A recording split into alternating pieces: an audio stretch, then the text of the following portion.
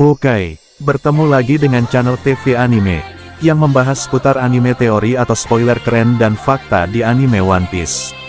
Langsung saja ke alur ceritanya, check it out. Dalam chapter sebelumnya kita sudah diperlihatkan, Sentomaru yang sedang bertarung melawan Admiral Kizaru.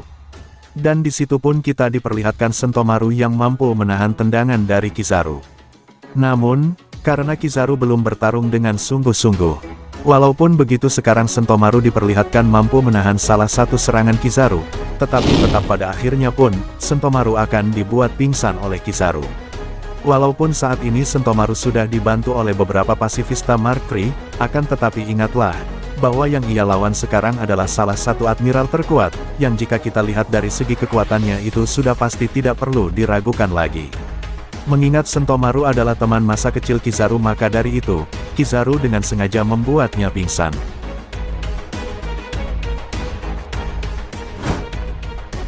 Lalu pada akhirnya pun Kizaru tetap dapat mengalahkan Sentomaru dan pasifista Mark III. Setelah itu Kizaru pun langsung pergi ke arah Labo Flash melewati Frontier Dome. Orang yang melewati Frontier Dome seharusnya akan terkena serangan laser pertahanan. Namun, Kizaru adalah manusia cahaya, karena dia dapat bergerak dengan sangat cepat, sehingga mampu melewati kecepatan serangan laser yang berada di Frontier Dome. Dan tanpa disengaja Kizaru pun malah harus bertemu Luffy dengan begitu cepat. Karena di chapter lalu posisi Luffy saat itu sedang berada di Labo Flash bersama Lilith, Franky, dan Jelori Bonnie. Dan saat bertemu Kizaru, Luffy pun langsung mengingat kejadian 2 tahun lalu, saat Luffy dan semua krunya tidak dapat mengalahkan Admiral Kizaru, walaupun dia pada waktu itu hanya seorang diri. Namun setelah mengingat semua itu, Luffy pun langsung bersemangat, sebab, sekarang Luffy dapat membuktikan bahwa sekarang bajak laut topi jerami sudah jauh berbeda dengan bajak laut topi jerami yang dulu. Dan Luffy pun langsung menggunakan mode Gear 5 Dewa Nikanya. Dan Kizaru pun yang melihat perubahan itu langsung mengomentari tentang bentuk perubahan Luffy itu. Sepertinya Kizaru pernah mendengar rumor-rumor yang dulu beredar di kalangan pemerintah, dan Kizaru pun mendengar bahwa buah iblis itu bertipe Zoan yang berkekuatan dewa mitos. Diketahui jika Kizaru pun mendengar rumor-rumor itu dari para Gorosei, yang pada waktu itu Gorosei sangatlah kesal karena buah iblis yang dikawal Usu telah hilang. Dan akhirnya pun membuat salah satu CP0 yaitu Usu harus berakhir di penjara level 6 Impel Down. Mengingat sekarang Kizaru melihat Luffy langsung menggunakan mode Dewa Nikanya, Kizaru pun tak mau kalah mengingat kekuatan buah iblis Kizaru pun saat ini sudah mengalami kebangkitan. Lah itu sudah tidak perlu diragukan lagi, mengingat dia adalah seorang admiral, jadi sangatlah wajar jika dia mampu memanfaatkan kekuatan dari buah iblisnya.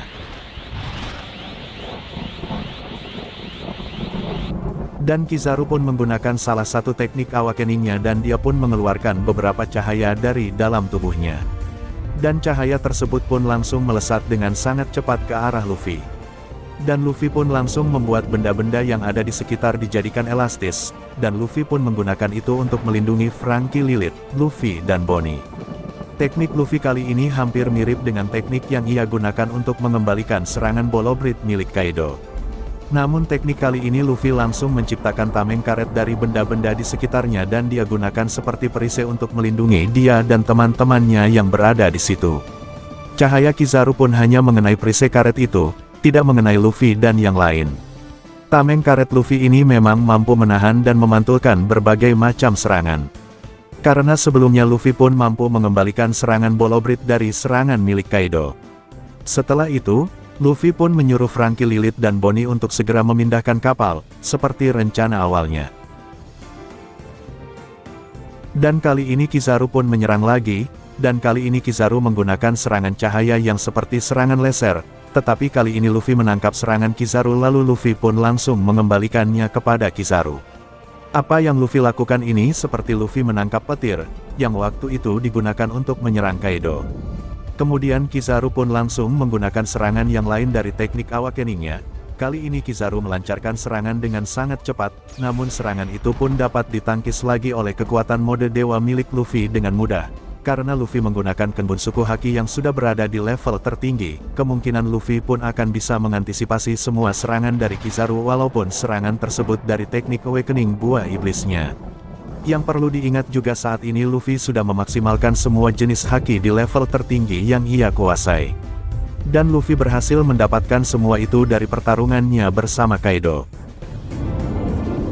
Waktu itu juga Kaido heran karena kombinasi kekuatan hakinya tidak mempan lagi kepada Luffy setiap Luffy itu berada di mode Dewa Nikahnya.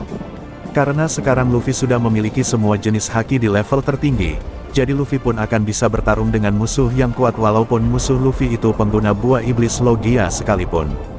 Dan setelah itu panel pun berpindah ke posisi Zoro dan yang lainnya. Zoro dan Sanji yang bisa merasakan kekuatan dahsyat yang sedang beradu pun langsung bergegas menuju tempat tersebut. Lalu kita pun diperlihatkan Vegapunk yang sedang berusaha membobol password milik York. Dan kesimpulan tentang prediksi One Piece 1091 kemungkinan Luffy akan menang jika hanya harus melawan Kizaru, dan kemungkinan juga Sanji dan Zoro akan membantu Luffy. Dan Dr. Vegapunk akan berhasil membobol password milik York. Lah begitulah prediksi One Piece kali ini yang mungkin akan terjadi di chapter 1091. Mohon maaf jika banyak narasi yang kurang akurat ataupun narasi yang kurang berkenan. Domo arigato gozaimasu, sudah memberi dukungan dan membantu menonton video di channel kami, terima kasih.